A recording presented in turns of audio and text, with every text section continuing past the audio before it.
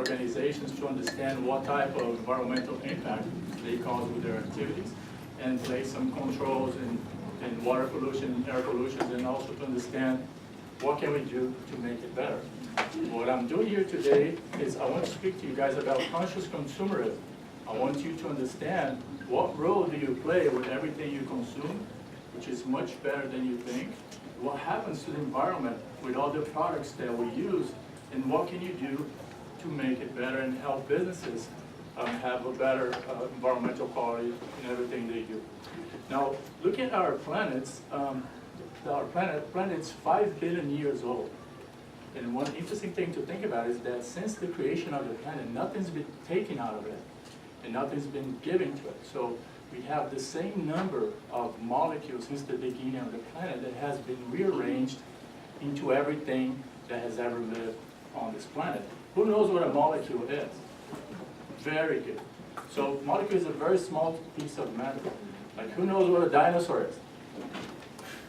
Very good. So what happened to all the dinosaurs?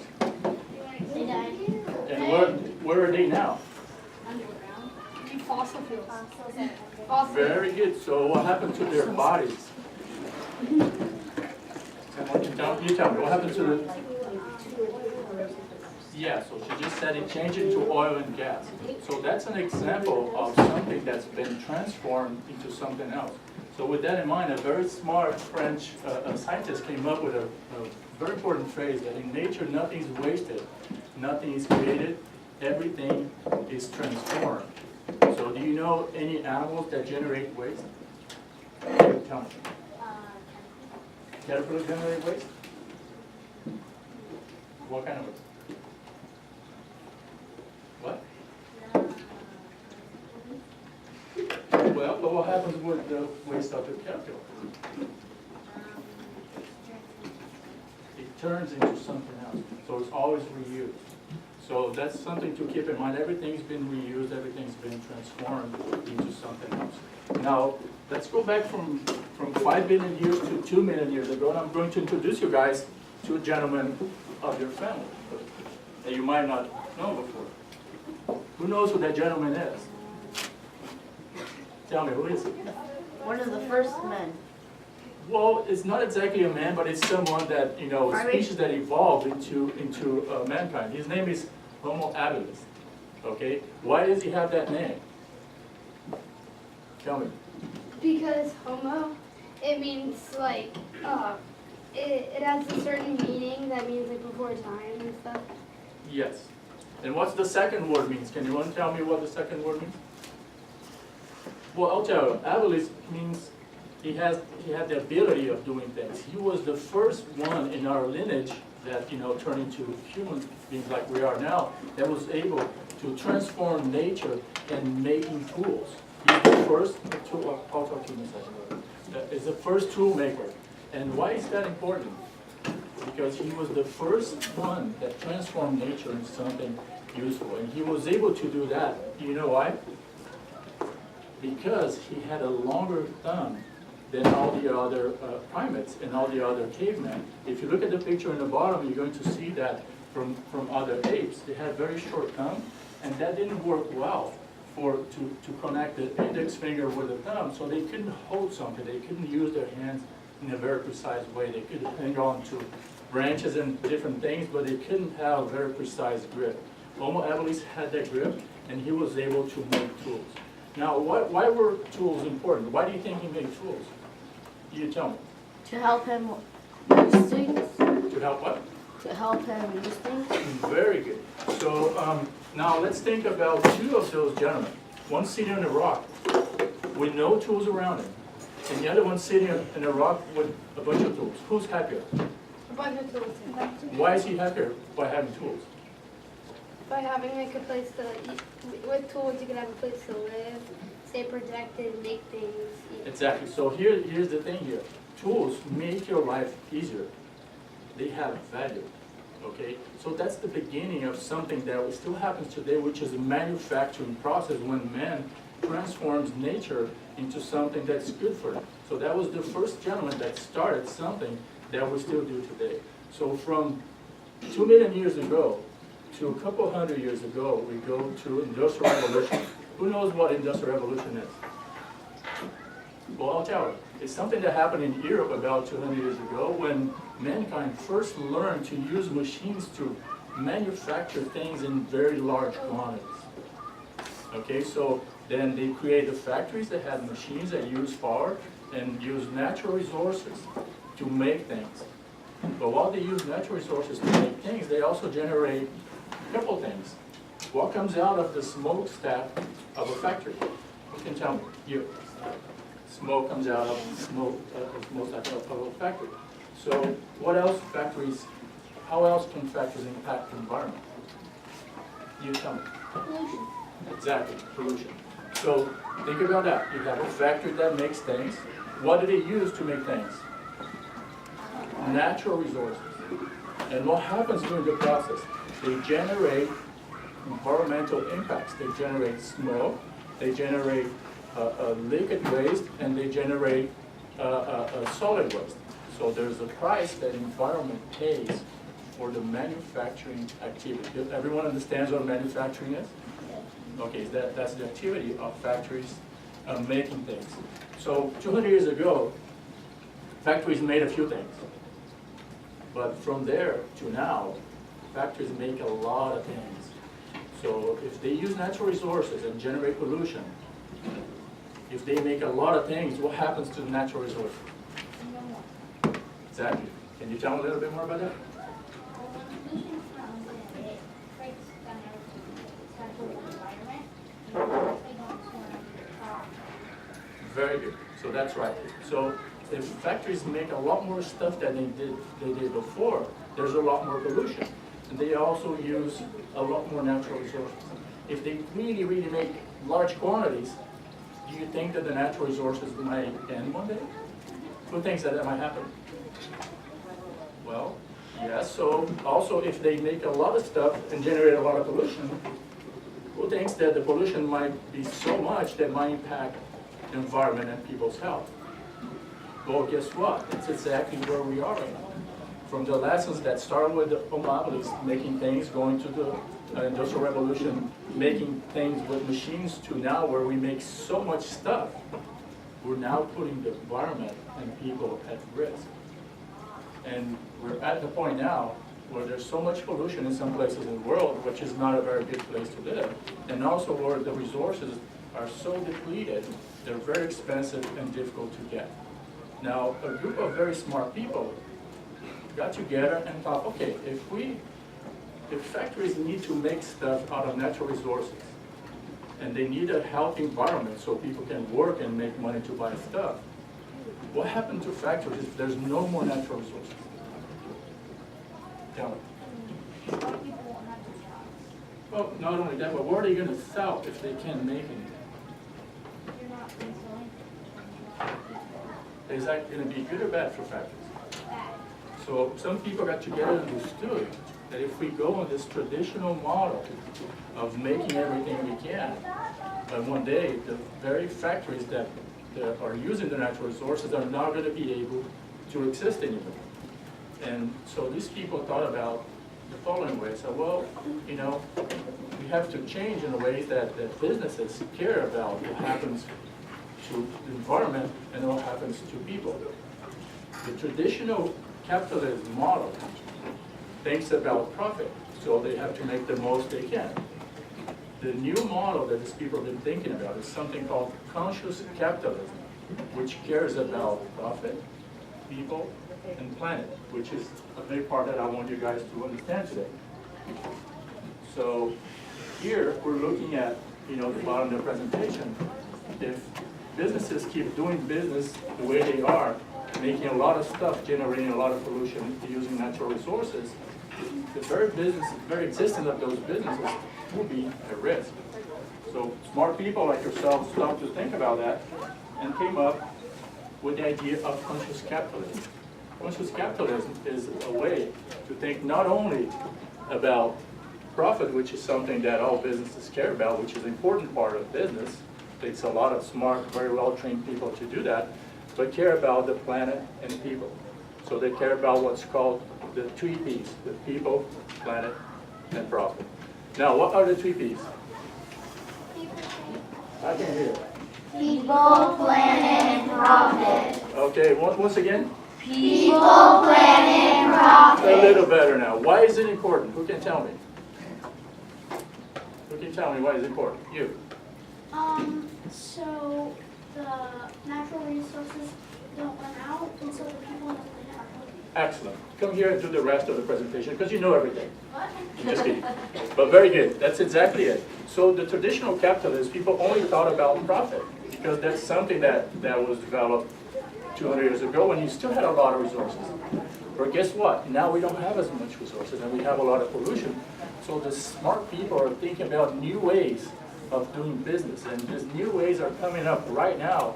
And the concept is about your age. You guys are growing in the same age that conscious capitalism is growing. This is about you. One of you in your classroom is about 10, 15 years old. I know your guys' age is about 10. I have a boy your age too. So this is something important to understand. Now, how do you go from a business that only cares about profit to one that cares about the 3 Ps? What are the 3 Ps again? People, planet, and profit. What's the only 1 P? Okay, so which system cared about the 1 P, which is profit? The people. No, the traditional capitalism. What is the system that cares about the 3 Ps? You tell me. Conscious capitalism. Again? Conscious capitalism. Almost. Conscious capitalism. Very good. Conscious capitalism. What is it conscious of? Let's look at it. It's conscious of the wide impact of its activity, not only about what it does, about its product, but it's conscious about what happens to the planet, what happens to the people. So that's the picture that is something new about that new approach. Now, how do you know to care about products and about the people and the planet? You look at your product and you do something called the life cycle assessment of a product. So you look at all the steps that are necessary to make a product, and then you have very smart people like yourselves looking at it and see what can you do better at each step.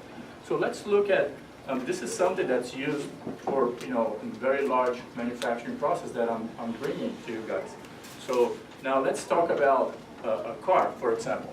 So can someone tell me a couple of things that will go into the first phase for a car? What do you need to make a car? What do you need to make a car? You tell me. Metals. Metals, what else? Very good. What? Steel. Steel, very good. What else? Fossil fuels. Fossil fuels for the car to run, yes, that's for using the product, but we're talking about manufacturing. We're in a factory, we're pulling together all the pieces that will go into a car. You, tell me. Engine. What? The engine. Very good. Someone else. You. Glass. Glass, very good. What else? You. Materials. Materials. Okay, so now you guys gather all these resources here at the first part of the product life cycle. Then after that comes production. Who can tell me what production is? You. Production is like making the product and selling the product. Like if you make a car, say Toyota, their production is to sell the product, to finish the product, and be sold. Okay, but what you described is the whole life cycle. The selling is here, and we're going to get there, but we're talking about production. Production is the first part of what you said, is using the machines that would fabricate the car. So you have all the resources here, then you go to production. Once the product is made, what do you do next? Can someone tell me? You, tell me. You test it out. But once you know it's ready to go, what do you do?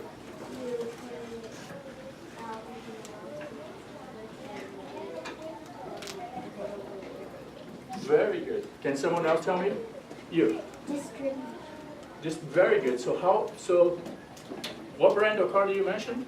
Toyota. Where is it made? So, isn't it made in Italy? It's made in Japan. So, well, let me tell you. So if it's in Japan and it's sold here, what do you do? How does it get here? Ship it to a place. Yeah, you tell me. You have to ship it to. Very good. So now you have to distribute. So look at how complex it is. You get all the materials that you guys mentioned, and then you turn on all the machines in the factory, and you put everything together to make a product. And then once it's done, you ship it all over the world. And then it comes to what? Consumption is what we're doing right now with everything we're wearing. We're consuming our clothes, our shoes, our iPads, computers at home, and toys. So this is the phase when we're using all the products. So once it gets old, what happens to something that gets old? You tell me. Throw it in the trash. Very good. What else? Can someone else tell me? You. You can also give it away. True. But so go you. What happens? You could give it to other animals for food. Very good. But not some things you can do that, but not everything can be used as food. So now, what happens with something that at the end of what's called the life cycle is waste. Now, who knows what a landfill is? You know everything. You want to come here and do the lecture? I'm just kidding. Tell me, what's a landfill? A landfill is something like they fill up with trash. Say you throw you throw something in trash, they take your trash to the landfill, which is just this like big spot where they dig a hole and then they put a ton of trash in the hole. Okay, how long will the trash stay in a landfill? Forever. Say that again, how long? Forever. So, did everyone, did you guys hear the explanation about what a landfill is? So a landfill is almost like a swimming pool that has to be watertight. So you throw all the trash inside, and then once it's full, you cover it, and you basically leave that giant trash box there. How long? Forever. Forever. Some will decompose though. Some will decompose, but because of the decomposition is something, it's a potentially dangerous process. It has to be watertight so that decomposed material doesn't go into the underground, it doesn't hit the water table, and doesn't contaminate water table. That's what happens a lot. If you don't have proper waste disposal, that's how waste damages the environment. Now, making a landfill the way it's supposed to be, at least the trash is contained, and it's there forever. Now, let's quick look at it. You have all the process of bringing resources from nature, you manufacture something, you distribute, you consume, and waste. Which one of these pieces will the product spend the longest? Waste. Because it's forever. Consumption is average 6 months for most products. Some less, some more. So we do all that, use for 6 months, go into the waste forever.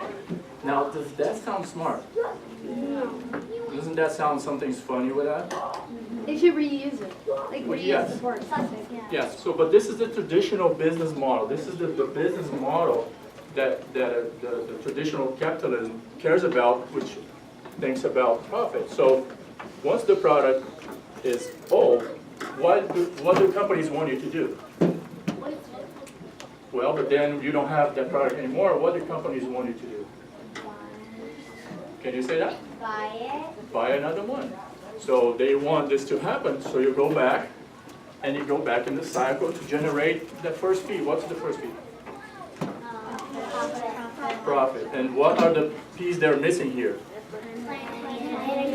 Very good. So now this is what's happening now, but then some smart people like you guys got together and thought about how can we make this better, and I'll show you. Now this is the linear economy, something that's, resources are used, manufactured, distributed, used, and landfill forever. And what about instead of doing that, who has thrown away a toy or something that had one broken piece? That the rest of the toy was fine, but it was just one broken piece and you couldn't use the thing anymore. Can you raise your hand if anyone's done that? Wouldn't you wish you could replace one piece and then have the thing working? Yeah. Well, some really smart people got together and designed products in a way they have all these different pieces, that in a way that something breaks, you can replace just that one piece and put a new one in, and the rest of the product is good. So this is part of a product for the circular economy. And the second interesting piece of the circular economy is that you don't buy the product, you rent it. You get a toy, or you get a TV, or get a washer, or a dryer, and you rent it for a few years. At the end of its useful life, some pieces will be worn out, might even be broken, you give it back to the manufacturer. You know what the manufacturer is going to do? Fix it. Fix it, exactly. Why would it fix it? Yeah, why do they don't want to waste it?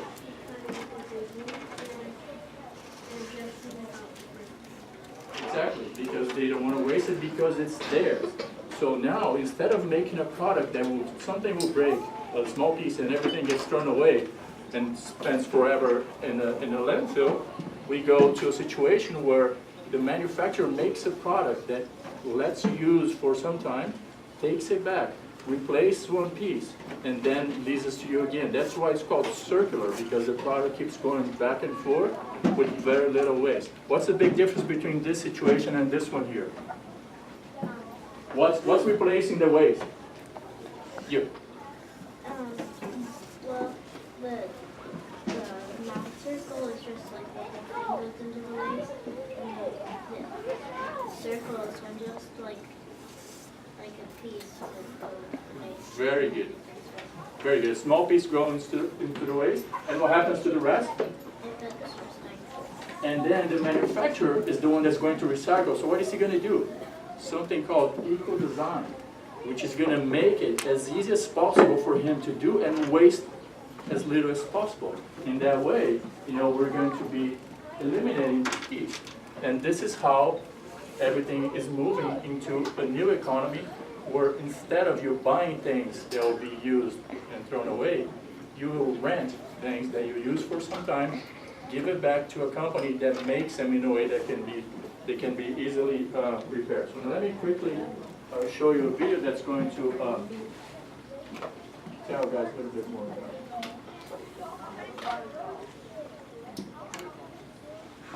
Our current linear economy relies on cheap, easily available resources and fossil energy. We take, make, use, and dispose, eating into a finite supply of materials and generating waste. What's more, resources and energy are getting increasingly tough and expensive to exploit. So can it work long term? This is where the idea of a performance-based circular economy comes in. What if we didn't buy the goods themselves, but the service? What if we favoured access and performance? In this model, manufacturers or retailers would remain the owners of the products. Maintenance and repairs becoming part of the deal. Even better if running costs, like electricity, were included. For companies, it makes sense to retain precious materials when their future availability is uncertain and when prices are forecast to rise. Premature obsolescence would be phased out, rather than designed in. Buying expensive... Who knows what premature obsolescence is? It's a complicated word, I know. I'll tell you what premature obsolescence is when they plan how long the product is going to last and how long it's going to stop being useful for you. So if the product either breaks or is not useful, what are you going to do? you might throw it away, but then you will. Yes. So this is the old model. And this is why, the circular economy is something that's beneficial. So, okay, so now,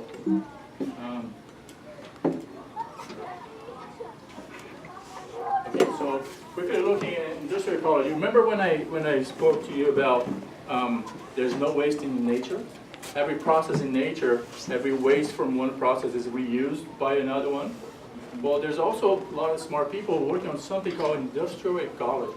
They're putting factories together in a way that the waste from one factory is going to be used by another one.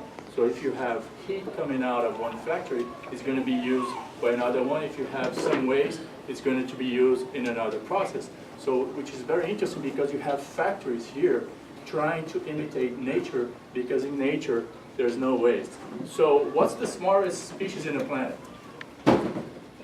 I can hear it. What's the smartest species in the planet? Human. What's the only species that generate waste? Human. And who's the smartest species on the planet? Dolphin. Well, maybe dolphins are smart because how can we be smart if we are the only ones that generate waste? Isn't that funny? So maybe